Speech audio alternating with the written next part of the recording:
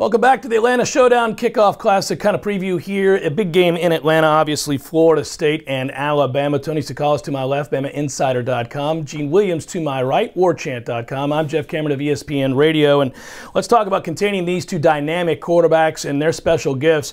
I'll start with you, Tony. Jalen Hurts, obviously a huge dual-threat quarterback, and how big will that be in this football game? I think you're looking at a guy that almost had 1,000 yards on the ground last year.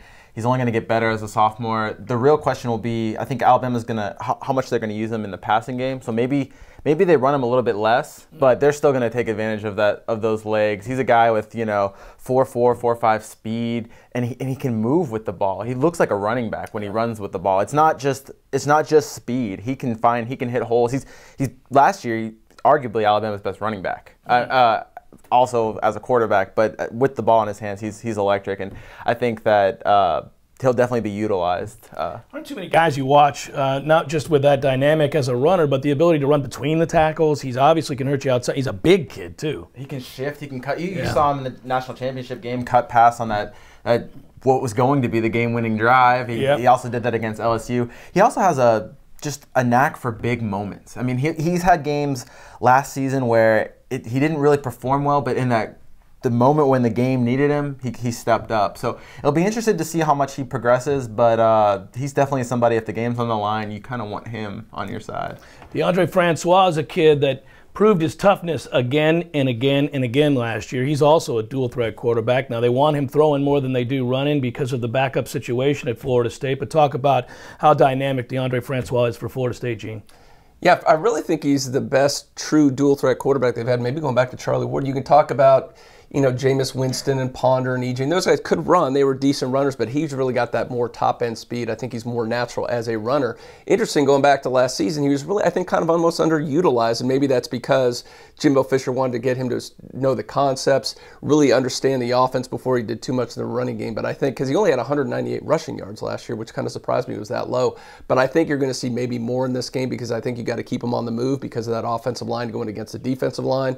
And I think to keep Alabama off balance, too. So I think you will see him maybe run a little bit more. Like Tony said, maybe Jalen Hurts throws a little bit more than he did last year, and maybe DeAndre Francois runs a little bit more than we saw him last year. What would the defensive game plan look like for Alabama and slowing that aspect of it down for DeAndre Francois, Tony? They've had trouble with some running quarterbacks, so it's going to be interesting to see how they handle it. They have a lot of new faces at linebacker, so they're going to have going to have to provide a lot of pressure, but also have those guys that can kind of spread out and cover. You see Nick Saban kind of throw around different packages, and there might be some guys that kind of play in the nickel formation. You got guys like Rashaan Evans, who's a guy that can pass rush and he can kind of guard on the perimeter. That should be a big key in towards stopping an athletic quarterback. I think a big key, though, is to get pressure on him early and kind of force him into the situations, kind of have the pocket collapse around him. Slowing down Jalen Hurts, Gene. Listen, I think anybody watching this who's rooting for Florida State or pays attention to college football closely realize this was a bugaboo for Florida State. And if you don't believe it, just go back and watch the atrocity that was the Louisville game a year ago. But it's not just an offensive attack like Louisville. Florida State's had problems here. The good news is they have a lot of experience going against you. You talk about Deshaun Watson and Lamar Jackson, probably the best two dual-threat quarterbacks in the nation last year, and they went against them both, so they've got a lot of experience going against those guys. The bad news, as you alluded to, Jeff, they were pretty much shredded in those games, especially against Lamar Jackson. What I think is, how do you handle this situation this year? They've got the bulk of their front seven back. I mean, other than obviously DeMarcus Walker, a big loss. So I think having that experience will help initially in those kind of situations to contain them. So I think that'll be the initial game plan. If that doesn't work so well early on, I think what you do, and you would rather him roam and do other things, but I think Derwin James could be a guy you could have him as a spy because I think he's a guy that can keep up with Jalen. He can deliver a little punishment too and maybe have him think twice about running the football. And here's another factor, Jeff. Who was missing for the first half of this game? It's maybe your best tackling safety, and that's Trey Marshall, who's been suspended because of what happened at the end of the Orange Bowl. That questionable targeting call is costing FSU a little bit. So another option you might have to contain Hurts may have to wait to the second half. I think everybody's really excited about the idea of Derwin James. Well, really Derwin James against anybody in Alabama's backfield, but that matchup in particular, since we're talking quarterbacks, if Derwin James has to act as a spy, and I suspect he might, that matchup between he and Hurts is all-time good. Yeah. I mean, I mean, you root for these kinds of things. Yeah. And you get it first game of the year. Yeah, that could be an NFL versus NFL matchup if you look down the road. Yeah, and then down the road a little bit. So should be a lot of fun. I'd rather have him roaming around the secondary doing other things and creative that they could contain him without. I think that would be the best case scenario for FSU, but you're right, they may have to go to that. Well, and the fun thing is they can use him anywhere and they'll move him around. So there'll be a lot of times where he doesn't have to do that and he is in coverage or he shifts out, but he can also rush off the edge. He does that a lot, yeah. And they do want to involve Hurts more in the passing game. So if he does try to,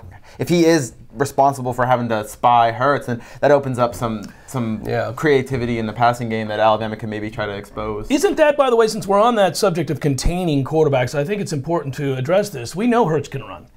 He was inconsistent as a passer. If he's better down the field and making teams hurt for stacking the box to stop the run, Alabama's offense becomes a juggernaut. Right, yeah. I think that Florida State would be almost fine if Hurts had a good day on the ground and then didn't do much in the air. I think where Alabama's going to hurt him is if he's able to do both. I don't know how you stop him if he's able to do both. You got to take away the running aspect of it, though, I would think, and make him throw it. Well, that's the thing early on. I think FSU's game plan will be that front seven. Let's hopefully go base. Hopefully that's enough to at least contain them at something, because like Tony said, you don't want them throwing the ball downfield. I saw their spring game where they have over 600 passing yards, and I know that's not always a reflection, but boy, they looked much better in the vertical passing game than I saw last season. I think they could be very dangerous if they get that going. That's a tough challenge. When we come back, one of the great times here, we'll get a game prediction, and we'll have a chance to compare the two head coaches, which obviously Nick Saban is in the conversation for greatest college football coach of all time, and Jimbo Fisher worked for Nick Saban,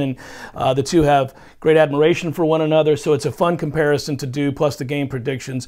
Well, that'll be the next time we come back to preview the Atlanta Showdown and the kickoff special.